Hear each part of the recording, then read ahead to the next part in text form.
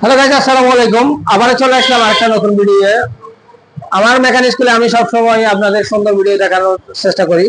যারা এখনো আমার চ্যানেল সাবস্ক্রাইব করেন নাই, অবশ্যই সাবস্ক্রাইব করে দিবেন। যারা অলরেডি সাবস্ক্রাইব করে হয়েছেন, থ্যাংক ইউ সো মাচ। যারা ফেসবুক থেকে দেখতেছেন, অবশ্যই ফলো দিয়ে রাখবেন। চুলাটা মেইন সমস্যা হচ্ছে কালি পড়া। এই কালি পড়াটা কেন করে? এই দেখেন, চুলাতে যদি এতগুলো ময়লা হয়, এগুলো এই চুলা থেকে বাহির করলাম। এই চুলাতে যদি এতগুলো ময়লা হয়, অবশ্যই চুলাতে কালি হবে। এই কালি গুলার সমাধান কিভাবে করবেন? সহজে করা যায়। এগুলো আপনার তিনটা কারণে কালি হবে। চুলার এই বান্নার প্রথম এই চুলার বান্নার, পুরাতন চুলা যদি হয়ে থাকে, এই যে চুলার বান্নার যেটা বলি আমরা, এটাকেই বান্নার বলি। এই বান্নার যদি আপনার ময়লা হয়, এই যে ময়লাগুলো এখানে আটকে ছিল, এই ময়লা এতগুলো যদি ময়লা আপনি প্রতিদিন রান্না করেন, এখানে যদি ময়লাগুলো ফেলেন, অবশ্যই চুলাতে কালি হবে। এই চুলা কালি পড়া, এগুলা যদি আপনি ময়লাগুলো যদি পরিষ্কার করেন, ময়লাগুলো পরিষ্কার করে দিলে চুলা কালি পড়া বন্ধ হয়ে যাবে। আরেকটা কারণে কালি হবে, এটা প্রিমিয়ামের পাখার গুলো যদি বড় হয়ে যায়, প্রিমিয়ামটা যদি নষ্ট হয়ে যায়, তাহলে আপনার বাতাস ধরবে, শোষ আওয়াজ করবে, ডুবডুব আওয়াজ করবে, তখন কিন্তু চুলাই কালি হবে। বান্নার নষ্ট হয়ে, প্রিমিয়ামটা নষ্ট হয়ে গেলে। এটা 2 লাইনের বান্নার। এটাতে যদি প্রিমিয়াম নষ্ট হয়ে যায়, তখন কালি হবে। আর যদি সিঙ্গেল লাইন বান্নার, যেটা ছিদ্র বড় হয়, এটাতে ছিদ্র বড় হয়ে গেলে তখন বান্নারটা চেঞ্জ করে দিতে হবে, ওই চুলাতেও কালি হবে। এখন আমরা বান্নার গুলো খুলবো, খুলে পরিষ্কার করে দিব। বান্নার গুলো খুলবো। এটা দীর্ঘদিন আপনি পরিষ্কার না করার কারণে কি অবস্থা হয়েছে দেখেন, কি হাল হয়ে গেছে। ময়লা পড়তে পড়তে একেবারে যেমন এসেছে। আপনি যত ভালো মানের চুলা নেন না কেন, আপনি যদি পরিষ্কার না করেন, এই চুলা কখনো লাস্টিং করবে না। অতি দূরে আপনি 1 বছর ইউজ করতে পারবেন, 2 বছর ইউজ করতে পারবেন, এর বেশি ইউজ করা যাবে না। এই যদি এরকম যদি আপনারা যদি অপরিষ্কার রাখেন, ময়লা হয়।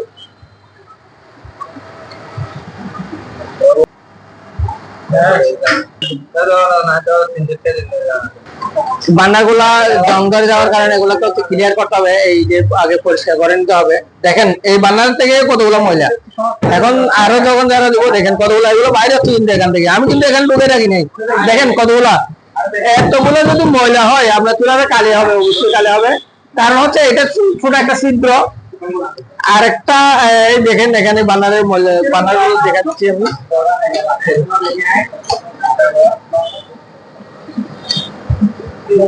এগুলো পরিষ্কার করে দিলে কিন্তু কালি পড়া বন্ধ হয়ে যাবে।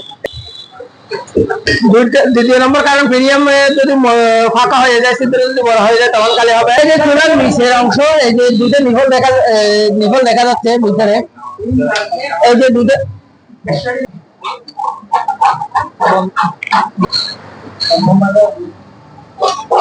এই যে ময়লাগুলো পরিষ্কার করতে পারবেন। এটা ঘরে বসে করা যায়, একেবারে সহজ একটা কাজ।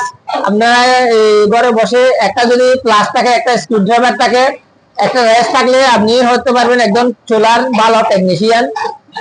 আপনি অনেকে না জেনে আপনার চুলাটা একেবারে নষ্ট করে দেয়। সমস্যা ছিল আগে কালি পড়া, এটা এখন দেখবেন যে জ্বলে না। এটা অনেকে আপনি অদক্ষ কারিগর দিয়ে যদি কাজটা করেন, তাহলে এই সমস্যাগুলো হয়ে থাকে। দেখেন আমি কতগুলো ময়লা ছিল, এই যে একেবারে এসএসটা দেখা যাবে, একবারে চকচক করবে। এই দেখেন ময়লাগুলো আমি যখন তুলে ফেলতেছি, এগুলো কিন্তু আমি দিই নাই, এগুলো আপনারা ইউজ করতে করতে ফেলছেন, ময়লা হয়ে গেছে। এখন পরিষ্কার করে ওয়াশ করে দিব। দেখবেন চুলাটা জ্বলায়ও কত সুন্দর হয়ে যাবে, নীল হয়ে যাবে। আগুনের কালার যখন নীল থাকবে, তখন চুলায় আর কালি হবে না। চুলাতে কালি হয়, আর চুলার আগুনের কালারটা যদি মোমবাতির আলোর মতো লাল জ্বলে, তাহলে কালি হবে। এখন যখন এগুলো পরিষ্কার করে দিয়ে বার্নারটা ফিটিং করে দিয়ে চুলাটা জ্বালাবো, দেখবেন আর কখনো চুলাতে কালি হবে না। সহজ একটা কাজ, আমরা নিজেরাই ঘরে বসে এই কাজগুলো করতে পারেন। আর এই কাজগুলো যারা শিখতে চান, অবশ্যই আমাদের সাথে নক দিয়ে আপনারা আমাদের সাথে যোগাযোগ করে কাজগুলো শিখতে পারবেন। ফ্রি কাজগুলো ফ্রিলি শিখাবো, যদি আপনারা নিজ খরচে এসে শিখে যেতে পারেন। মাকড়সার জাল, এগুলোর কারণে কিন্তু আপনার দুর্ঘটনা ঘটে। এগুলো এখন আমরা কমপ্লিট পরিষ্কার করে চুলাটা জ্বালাবো। দেখেন কতগুলো ময়লা, কিন্তু প্রচুর ময়লা। কমসে কম আধা কেজি হবে। একটা চিকন একটা ছিদ্র, এটা দিয়ে এক্সপায়ার হয়। এখানে যদি আধা কেজি ময়লা গুলো ফেলেন, প্রতিদিন এইভাবে ময়লা ফেলেন, তাহলে আপনার বাহিরে দুর্ঘটনা ঘটবেই। অনেক সময় দুর্ঘটনা ঘটে, এফআই পড়ে যায়। তারপরে আগুন ধরে যায়, এগুলোর কারণে হয়ে থাকে। নিপুল গুলো কিভাবে করতেছি দেখেন, আপনারা এগুলো হচ্ছে রেস্ট দিয়ে করবেন, প্লাস দিয়ে করতে গেলে অনেক সময় ভেঙে ফেলেন। এই রেস্ট হচ্ছে 8-9 ডালি রেস্ট বলে এটাকে, এটা দিয়ে আমরা হচ্ছে নিপুল গুলো খুলি। নিপুল গুলো কেন করা লাগে, এটা হচ্ছে একেবারে শিকড় একটা ছিদ্র, এখানে যদি একটা পিঁপড়া, একটা বালি, একটা যদি ছোট ময়লাও করে, এটাতে কালি হবে চুলাতে। আমি এখানে কোনো এডিট করতেছি না, সরাসরি দেখাচ্ছি। দেখেন এই যে ছোট একটা ছিদ্র, আমি বালির আটকে গেছে, ময়লা আটকে গেছে, এই চুলা কখনো জ্বলবে না। আপনি যতই জ্বালান এটা জ্বলবে না। এখানে ছিদ্রটা যদি গ্যাস বাইর না হয় কিভাবে জ্বালাবেন? একটা ছোট চিকন গুণা দিয়ে আমি এই জিনিসটা, অথবা সুইয়ের মাথা দিয়ে আপনি পরিষ্কার করে ফেলতে পারেন। দেখেন একেবারে ছোট একটা ছিদ্র, এই ছোট একটা ছিদ্র, এটাতে যদি আপনি এভাবে ময়লা ফেলেন তাহলে হচ্ছে আপনার চুলা কখনো জ্বলবে না। সেই জন্য এগুলো মাঝে মধ্যে ওয়াশ করা লাগে, পরিষ্কার করা, যত কম ফেলতে পারবেন অতই সুবিধা। এই নিপুল গুলো কিভাবে করবেন দেখেন, ওগুলো হচ্ছে রেস দিয়ে খুলি আমরা, ডালি রেস 8-9 ডালি রেস দিয়ে খুলি।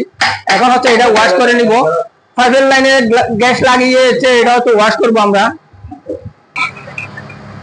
এগুলো তো হচ্ছে আপনি স্ক্রু গুলো খুলে একটু করে অয়েল লাগাই দিবেন। আপনি যদি নতুন চুলো হয়ে থাকে, এখানে যদি আপনি নারকেল তেল লাগাই দেন, আপনার ফায়ারিংটা স্মুথলি থাকবে। স্মুথলি না থাকলে আপনি ফায়ার করে আপনি হবে না, শান্তি পাবেন না। অনেকে হচ্ছে অনেক সময় ডিস্টার্ব করে। দেখেন এখানেও ময়লা, অনেকগুলো ময়লা, কিন্তু এখানে একটু অয়েল লাগাই দিবেন। আপনি যখন চুলো ওয়াশ করবেন এখানে অবশ্যই 100% অয়েল লাগাবেন, অয়েল দিবেন। অয়েল না দিলে এটা স্মুথলি হবে না। পরবর্তীতে অনেক সময় যদি ফেলে রাখেন তাহলে হচ্ছে মেশিনটা লক হয়ে যাওয়ার সম্ভাবনা থাকে। হ্যালো, দেখেন আমরা হচ্ছে নারকেল তেলে ইউজ করতেছি, এখানেও অন্য তেল ইউজ করবেন না। অনেকে হয়তো সোয়াবিন তেল দিয়ে দেন, সোয়াবিন তেল দিয়ে দিলে চুলাটা ফেলে দেওয়া লাগবে, এটা কিন্তু মনে রাখবেন। অয়েল লাগাই দিলাম, এখন হচ্ছে আমি স্ক্রু গুলা ফিটিং করে দিব। এগুলো হচ্ছে খুবই গুরুত্বপূর্ণ স্ক্রু, এগুলো হচ্ছে ভালো করে টাইট দিবেন। এখানে একটু করে যদি লিকেজ থাকে কিন্তু দুর্ঘটনা ঘটবে, সেজন্য আপনারা ভালো করে ফিটিং করবেন। এগুলা দেখে শুনে ফিটিং করবেন, ঠান্ডা মাথায় ফিটিং করবেন। এখানে একটা ওয়াশার আছে, ওয়াশারটা দিয়েই ফিটিং করবেন, ভালো করে টাইট করে দিবেন এগুলা। এখন নিপল গুলো হচ্ছে আমরা ফিটিং করব, আস্তে আস্তে ফিটিং করবেন। এগুলা ফিটিং করার পর চুলাটা জ্বালাই দিবেন। অনেক সময় হচ্ছে এই পাইপ গুলোতে ময়লা থেকে যায়, এই ময়লা থাকার কারণে হচ্ছে আমরা জিনিসটাকে একটু করে গ্যাস দিয়ে ক্লিন করব। দেখবেন কতগুলো ময়লা বাইরে পাইপ থেকে, দেখেন কতগুলো ময়লা বাইরেছে। ময়লাগুলো ওয়াশ করে নিব, কারণ ওয়াশ না করলে হচ্ছে আপনার যদি যে ছিদ্রটা দেখাইছি ওই ছিদ্রটা যদি একটা ছোট বালিও আসে তাহলে হচ্ছে আপনার চুলা ভালো করে জ্বলবে না।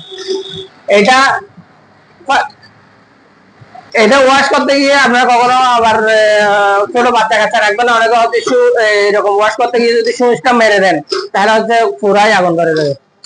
এটা সোলা সার্ভিসিং করতে গেলে খোলামেলা জায়গায় করবেন, কারণ হচ্ছে আলো বাতাসের ব্যবস্থা রাখবেন, না হলে হচ্ছে দুর্ঘটনার শিকার আপনিও হতে পারেন। এগুলো হচ্ছে ধীরে সুস্থে আস্তে ধীরে করতে হবে না, করতে হবে, এগুলো তাড়াহুড়া করা যাবে না।